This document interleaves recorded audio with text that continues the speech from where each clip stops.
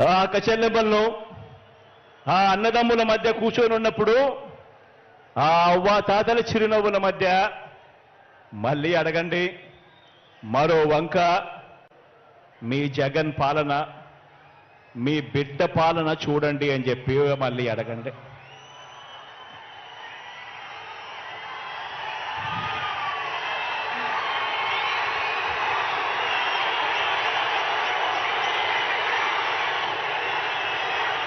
ఈ 57 నెలలు మీ బిడ్డ పాలనలో ఏం చేశాడో, మీ బిడ్డ ఏం చేశాడో కొన్ని అంశాలను నేను ప్రస్తావిస్తాను. ఈ తేడాను ప్రతి ఇంట్లోనూ కూడా మీరు వివరించండి. చంద్రబాబు నాయుడు గారి హయానికి మీ బిడ్డ హయాంలో జరుగుతా ఉన్న ఈ 57 నెలల పాలనకు ఏమి తేడాలున్నాయో ప్రతి ఇంట్లో కూడా వివరించండి. నేను చెప్తా ఉన్నాను, ఈరోజు కుప్పం నుంచి ఇచ్చాపురం వరకు మీ ఇష్టం, ఏ గ్రామమైనా కూడా తీసుకోండి.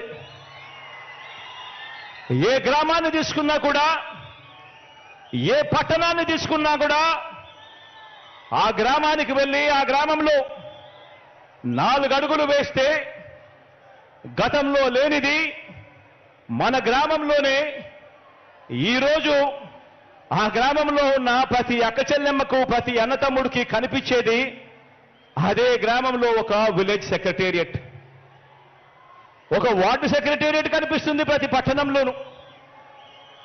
ఎవరు పెట్టారు అనంటే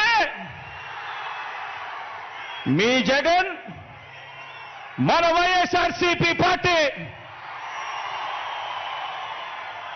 ఆ ప్రతి గ్రామ సచివాలయంలోనూ, ఆ ప్రతి వార్డు సచివాలయంలోనూ, ఆ ప్రతి గ్రామంలోనూ కనిపించే ఈ సచివాలయంలో కనీసం అంటే 540 రకాల సేవలు అందిస్తూ, అందులో దాదాపుగా 10 మంది మన పిల్లలే అక్కడే ఉద్యోగాలు చేస్తూ అక్కడే కనిపిస్తారు.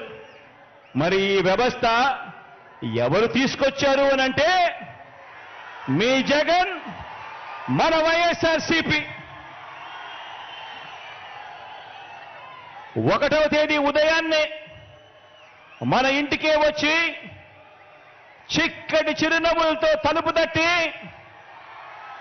ప్రతి అవ్వాతాతకు ఒక మంచి మనవడిలా, ఒక మంచి మనవరాలిలా,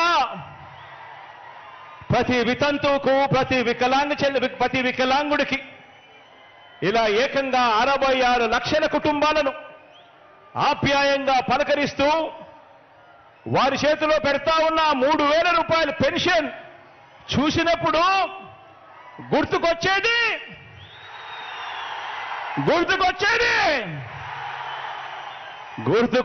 మీ జగన్ చేసినది మన వైఎస్ఆర్సీపీ.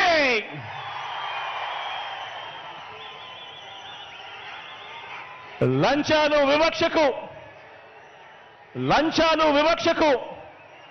మారుపేరైన జన్మభూమి కమిటీల రోజులు, ఆ రోజుల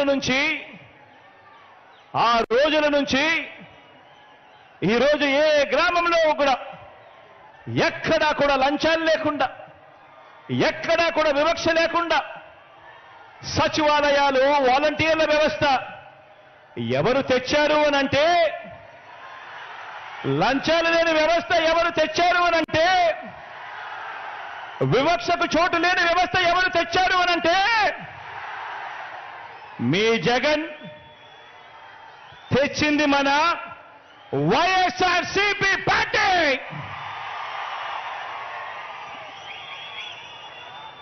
డీబీటీ ద్వారా బటన్